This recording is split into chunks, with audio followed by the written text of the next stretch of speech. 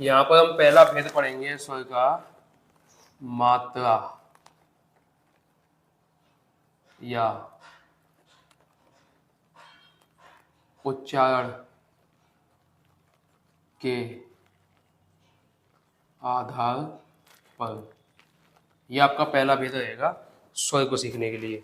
और स्वर को सीखने के लिए पहला भेद बताया गया मात्रा या उच्चारण के आधार पर। तो पहले समझो मात्रा क्या है। तो स्वर के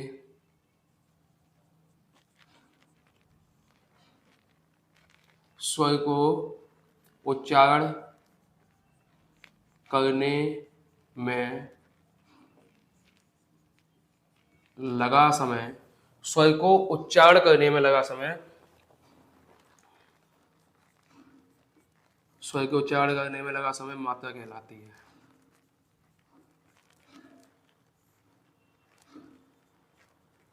ठीक है। अब आप कहोगे कि भाई इसमें समय कैसे लग रहा है, कैसे लग रहा है। तो आप जब स्वरों को बोलोगे सभी को बोलो और धीमे धीमे बोलो, पता लगेगा स्वर में समय लगता है कि नहीं, कौन से में ज़्यादा लग रहा है, कौन से में कम लग रहा है। तो स्वर को मात्रा या उच्चारण के आधार पर पढ़ने पर हमको बताया गया है कि ये 3 प्रकार के होते हैं।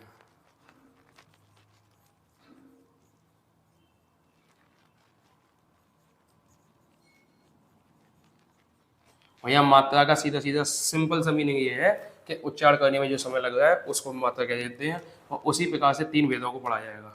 ठीक है। पहला वेद क्या कहलाएगा,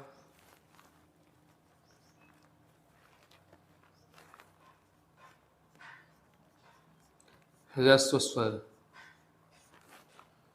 दूसरा क्या कहलाएगा,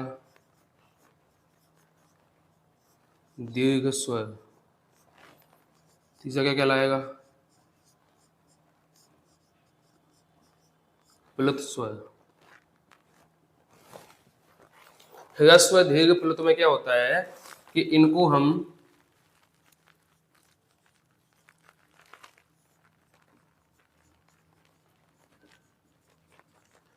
ह्रस्व को हम एक मात्रिक स्वर कहते हैं,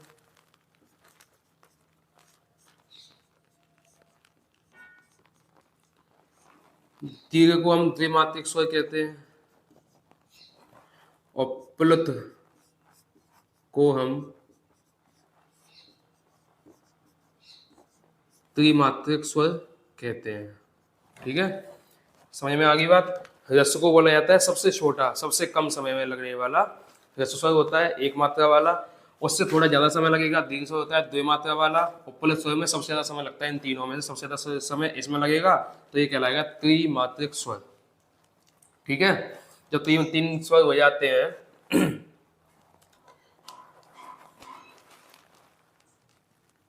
इसमें लिख लो, इसमें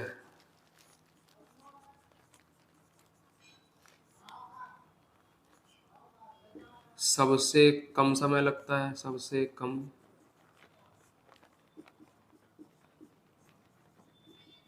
समय लगता है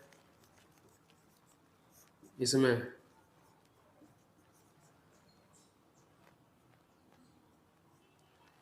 ह्रस्व स्वर से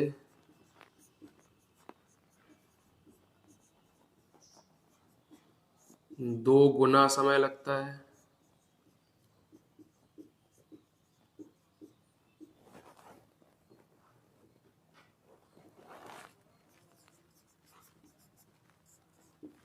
इसमें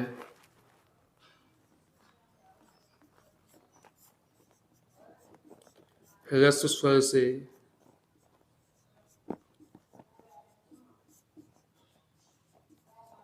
तिगुना समय लगता है। कैसा, तिगुना। ठीक है। सबसे कम समय लगेगा तो क्या बोला जाएगा भाई, छोटा आ, छोटी ई, ऊ। इसमें ह्रस्व से 2 गुना समय लगेगा, तो बड़ा आ,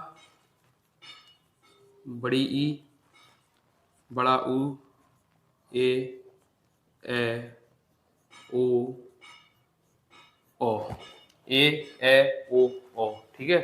अब यहाँ पर प्लुत में क्या आएगा, तो प्लुत में आता है तुम्हारा ऐसा कोई स्वर जिनमें मात्राएं 3 हो, लिखा है ना त्रिमात्रिक, जिनमें मात्राएं 3 हो। ऐसे में कौन सा स्वर बनेगा, तो इनमें से कोई होगा ही नहीं।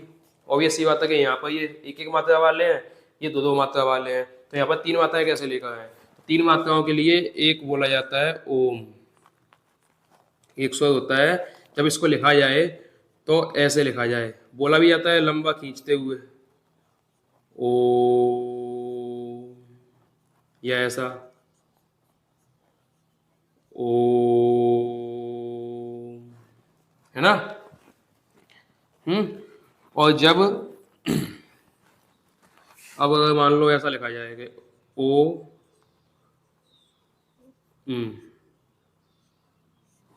ये भी लिखा जाता है ओम, ठीक है। ये मान लो आपको और से शब्द खींचना है तो राम,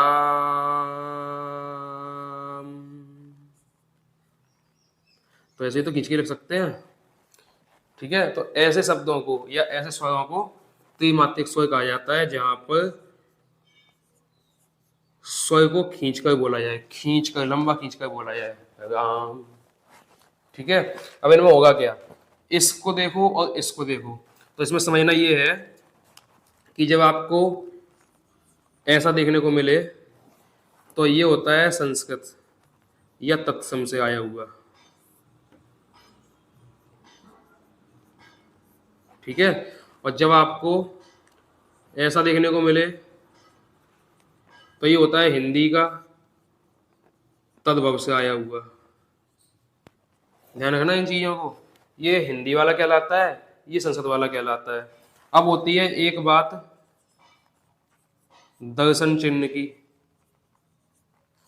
मात्राओं को कैसे पता, मात्राओं को कैसे पहचाना जाए कितनी मात्राएं हैं। तो इसमें याद ये रखना है कि जब आपको ये डंडा लिखा मिले तो एक मात्रा, जब दो डंडे लिखे मिले या ऐसा लिखा मिले तो दो मात्रा, जब तीन डंडे मिले तो ऐसा, जब तीन डंडे मिले या ऐसा मिले तो तीन मात्रा। ये आपको बहुत कम देखने को मिलेगा। अब समझेंगे प्लुत स्वर का क्या यहाँ पर लिखने का उद्देश्य है। तो प्लुत स्वर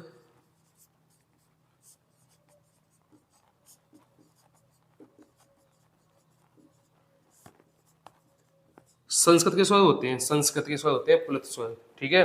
तो इन प्लुत स्वरों को हिंदी भाषा में नहीं रखा जाता है, बिल्कुल भी नहीं रखा जाता प्लुत स्वर को हिंदी भाषा में। तो फिर अगर प्लुत स्वर को हिंदी भाषा में नहीं रखा जाता है तो यहाँ क्यों लिखा गया है? तो इसको लिखने की वजह ये होती है कि भाई कभी कभी हिंदी इन से जो शब्द है, ये जो शब्द है, ये जो शब्द है हिंदी में तो होते हैं, ये राम हिंदी में, ओम को हिंदी में बोल लेते हैं, संस्कृत भी हो जाता है उसका। तो इनको कैसे रखा जाए इसके अंदर? तो यहाँ पर हिंदी भाषा में प्लुत स्वर को त्रिमात्रिक स्वर के नाम से लाया गया। किस नाम से? त्रिमात्रिक स्वर के नाम से। किस नाम से? त्रिमात्रिक स्वर। मतलब हिंदी में प्लुत स्वर को त्रिमात्रिक स्वर कहा जाता है, संस्कृत में प्लुत स्वर को प्लुत स्वर कहा जाता है।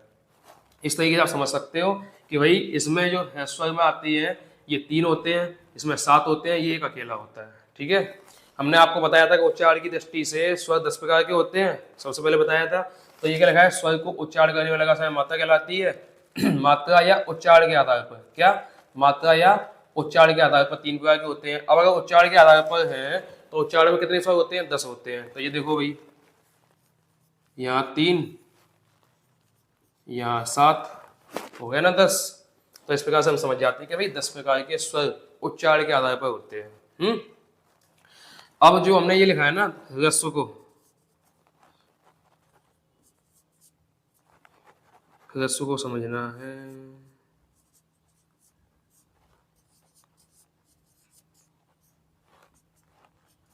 दीर्घ को समझना है। तो ह्रस्व को लघु या छोटा, इसको बड़ा,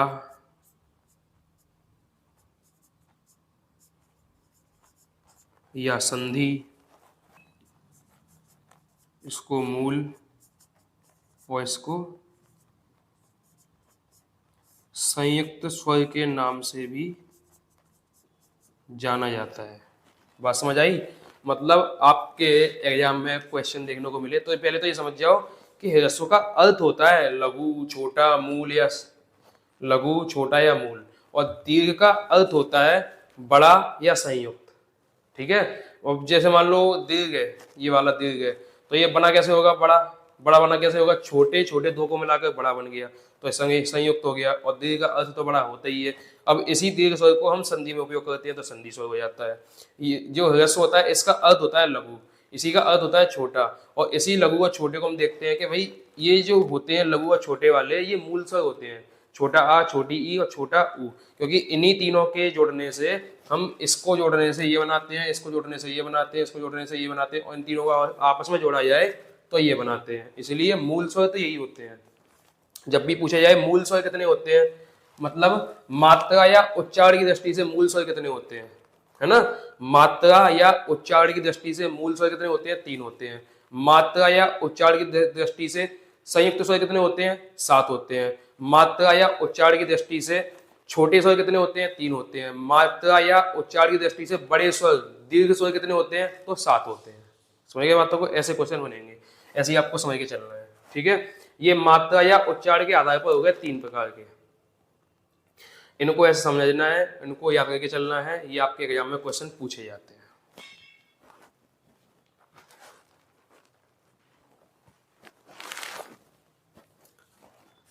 ठीक है, इसको मिटाता हूं, आगे अगला देखते हैं।